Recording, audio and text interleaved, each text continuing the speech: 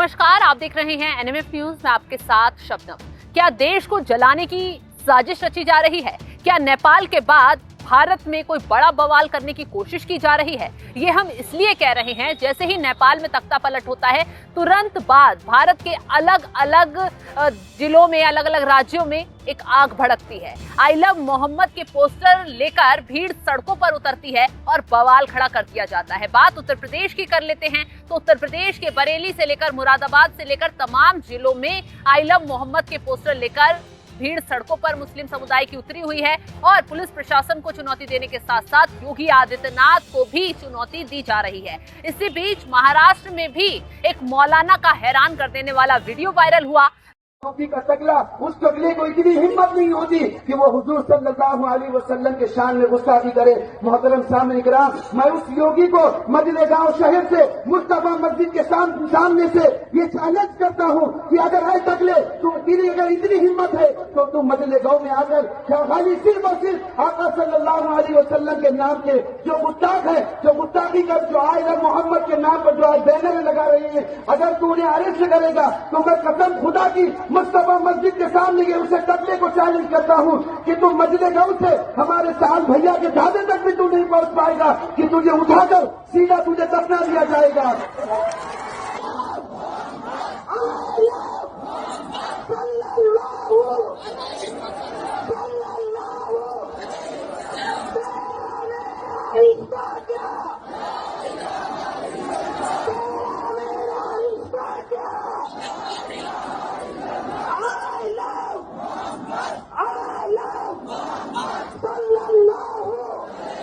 भीड़ के ये मौलाना हैं और ये खुले तौर पर योगी आदित्यनाथ को धमकी देते हुए नजर आ रहे हैं। मौलाना अशफाक शेख का कहना है कि योगी आदित्यनाथ तुम इस मस्जिद के आगे आ जाओ और हम तुम्हें यहाँ पर ही दफना देंगे। इस धमकी के बाद ये वीडियो वायरल होता है, देश भर में सर्कुलर किया जाता है और मामले में पुलिस तुरंत एक्शन मोड में आ जाती है। हालांकि इस मौलाना के खिलाफ तुरंत एफआईआर दर्ज कर ली गई है, लेकिन गिरफ्तारी नहीं हो पाई है। उनकी गिरफ्तारी के लिए जगह जगह सर्च ऑपरेशन चलाया जा रहा है। इसी पर चर्चा करेंगे।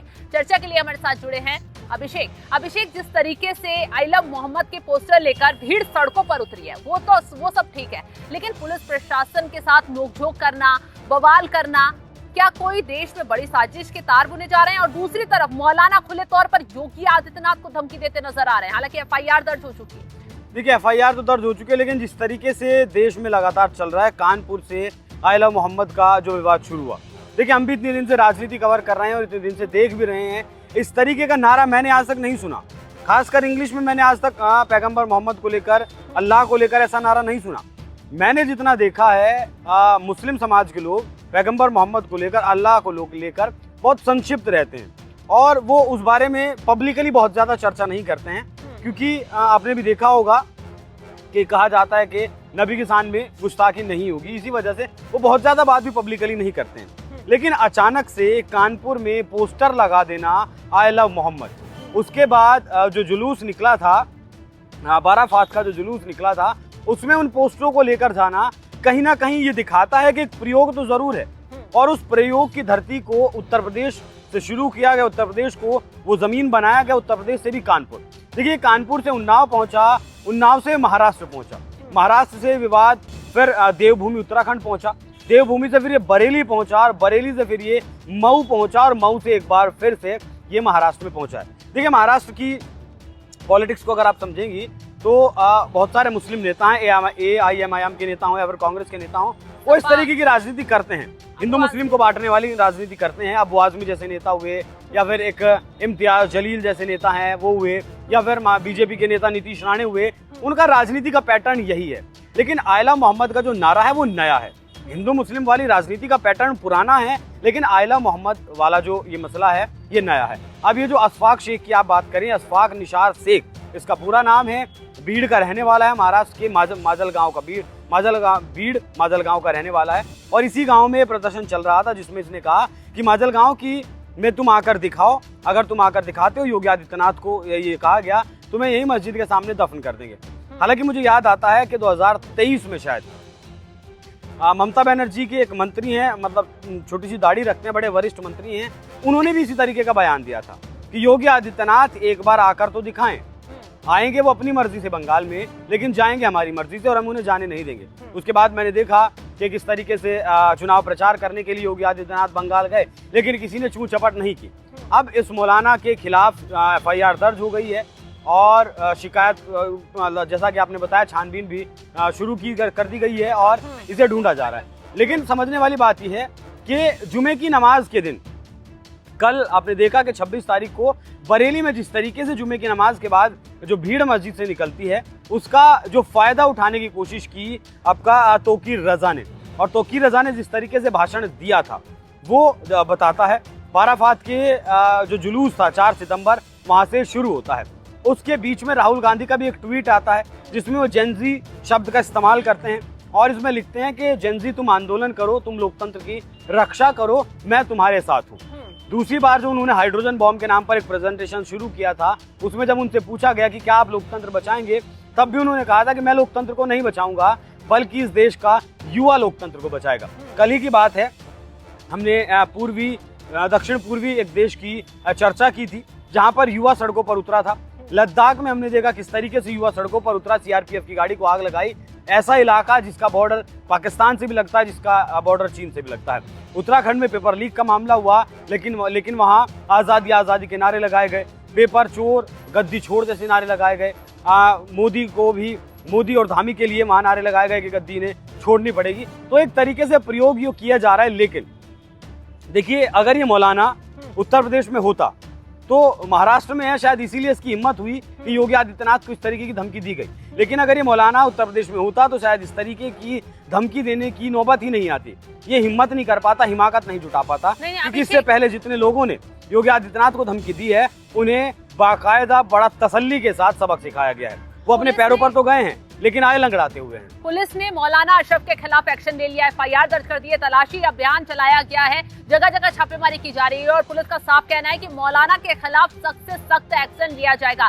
वहीं दूसरी तरफ कुछ मुस्लिम धर्मगुरु इस मौलाना के खिलाफ खड़े हो गए हैं। उनका कहना है कि ऐसे लोग अपने आप को चर्चा में लाने के लिए, लाइमलाइट में आने के लिए इस तरीके की बातें कर रहे हैं, धमकियां दे रहे हैं ताकि भाईचारा खत्म हो। और योगी आदित्यनाथ को जो धमकी मौलाना अशरफ की तरफ से दी गई है उसका खुद मुस्लिम समुदाय के लोगों ने ही विरोध शुरू कर दिया है कि इस तरीके की धमकी देकर माहौल बनाना और मुसलमानों को भड़काना कहीं ना कहीं खतरे की घंटी हो सकता है। देखिए, हर समाज में हर जैसे लोग हैं। अब आप मुझे बताइए कि जब अंग्रेजों के साथ लड़ाई ये देश लड़ रहा था, क्या उसमें मुसलमानों ने अपना खून नहीं बहाया? बिल्कुल। हिंदुओं के साथ कंधे से कंधा मिलाकर हिंदुओं ने जितना संघर्ष आजादी के लिए किया है, मुसलमानों ने भी उतना ही संघर्ष किया है। अब उस वक्त भी कुछ ऐसे नेता थे जिन्होंने देश को बांटने का काम किया, जिन्ना जैसे जो लोग थे या फिर और जो 2-4 लोग थे, उन्होंने बांटने का काम किया अपनी राजनीति चमकाने के लिए।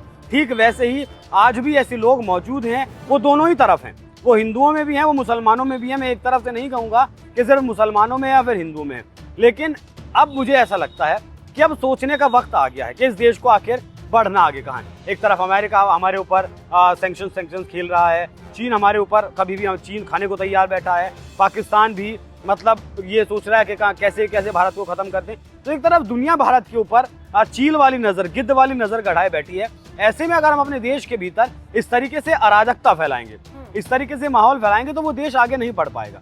देखिए, जहां भी अराजकता हुई या जो भी देश आपस में लड़ा, जिस देश में भी गृह युद्ध हुआ, उस देश का आप हाल देख लीजिए। अफगानिस्तान का हाल देख लीजिए, सीरिया का हाल देख लीजिए, सोमालिया का हाल देख लीजिए, मतलब युगांडा का हाल देख लीजिए। सत्ता के लिए जिस तरीके से नेताओं ने वहां तख्ता पलट करने की कोशिश की, उसके बाद उन देशों को क्या हुआ, दूसरे देश आते हैं वहां, एक धड़े को रशिया सपोर्ट करता है, एक धड़े को अमेरिका सपोर्ट करता है, दोनों लड़ते हैं और उस देश के लोगों का जीवन खत्म हो जाता है। कम से कम गाजा में जो कुछ हो रहा है, जिस तरीके से नरसंहार हो रहा है, वो व्यापारिक दृष्टि हो या फिर किसी का पॉलिटिक्स हो, किसी को जमीन हथियाना हो, लेकिन वो लोग एकजुट नहीं थे और दूसरे के ऊपर लगातार हमला कर रहे थे। इसी वजह से आज वहां लाखों लोग मारे जा रहे हैं। तो मुझे ऐसा लगता है कि अब इन सारी चीजों को भुलाकर जो पीछे बीत गया, मतलब जो बीत गया वो बात गई, अब आगे बढ़ना चाहिए। किस तरीके से दोनों समुदाय मिलकर इस देश को तरक्की के रास्ते पर ले जा सकते हैं। चलिए, तो जिस तरीके से आइलम मोहम्मद का विवाद यूपी के अलग अलग जिलों में फैल रहा है, महाराष्ट्र में भी ये विकराल रूप लेता नजर आ रहा है। हालांकि